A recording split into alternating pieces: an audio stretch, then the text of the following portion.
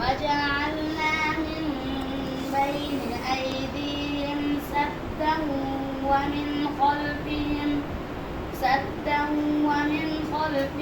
سدا فأغشيناهم فهم لا يبصرون صدق الله العظيم মাশাআল্লাহ কি নাম তোমার বাড়ি কোথায় বাবা আছে ভাই ভাই বোন